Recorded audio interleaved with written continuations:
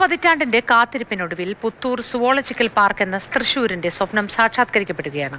വന്യജീവി സംരക്ഷണത്തിന്റെ ആധുനികവൽക്കരണത്തിലേക്കുള്ള ഒരു സുപ്രധാന ചുവടുവയ്പ്പാണ് park. Kerala infrastructure investment fund ബോർഡിന്റെ ധനസഹായത്തോടെയാണ്, നമ്മൾ കിഫ്ബി എന്ന് വിളിക്കും, ആ ധനസഹായത്തോടെയാണ് പാർക്ക് വികസിപ്പിച്ചെടുത്തത്.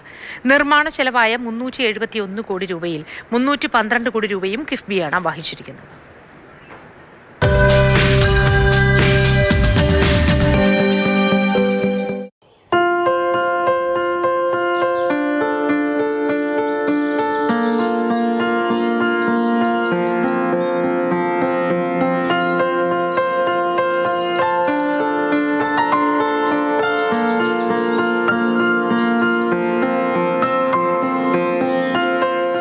ഇന്ത്യയിലെ ആദ്യത്തെ ഡിസൈനർ സൂ, ഏഷ്യയിലെ ഏറ്റവും വലിയ രണ്ടാമത്തെ സുവോളജിക്കൽ പാർക്ക്, അതാണ് എനിക്ക് പിന്നിൽ ഈ കാണുന്ന പുത്തൂർ സുവോളജിക്കൽ പാർക്ക്.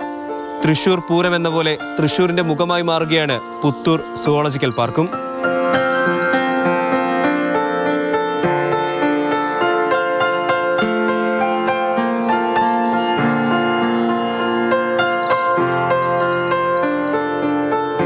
പക്ഷിമൃഗാദികൾക്കായി സ്വാഭാവിക ആവാസ വ്യവസ്ഥയും അതുപോലെ തന്നെ തുറന്ന കൂടുകളുമാണ് ഈ പാർക്കിൽ ഒരുക്കിയിരിക്കുന്നത്.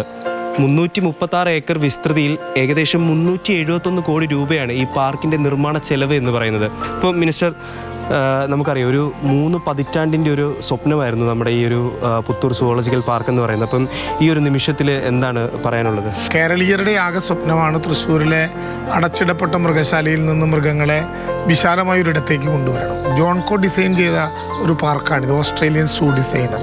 336 ഏക്കർ സ്ഥലം, 371 കോടി രൂപ. സാധാരണ നിലയിൽ കേരളത്തിൻ്റെ ഒരു ബഡ്ജറ്റിന് താങ്ങാൻ കഴിയുന്ന കാശല്ല ഇത്. യഥാർത്ഥത്തിൽ കിഫ്ബി ഇങ്ങനൊരു പദ്ധതി ഏറ്റെടുത്തില്ലായിരുന്നെങ്കിൽ ഇങ്ങനൊരു പാർക്ക് അസാധ്യമായാണ്.